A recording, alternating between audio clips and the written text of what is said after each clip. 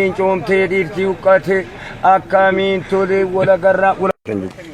Lama geerar tukurkoon nama waan baraan gachuu abshiiri. Lama geerar tukurkoon nama maraate malee namni fiigaa yaabbatu yoo ganyaan dhale malee fiigee lafaan hin dhawu yoo abbaan dhaye malee godaanaa abbaa ganda kanaa rakkataan firan qabu walumatti baanaa ganna kana rabbii kiyyaa baatan karaa dodolaa kaafuun baaburaa duubaan motoraa iyyite doorooni biyya galaafatte donqoorooni shiree harraa keessatti dharti dhugaan taatu fayyaalessatti sulula abishaan gaara jalaa namni tokko waan dalagee milqee hin bahu waaqa jalaa gabrichi maala jamadeefsa malee rabbi haqiiqa arga keessa bannee aarsan malee ufiin aartu tumtuun yoo rabbi baase malee namni hin baasu lubbuu majanii gaara kurraa waa heddu xiinxallanii gaarran kurraan yarattulleen galchanii haadha warraa basurreen maal jette hantuu taanii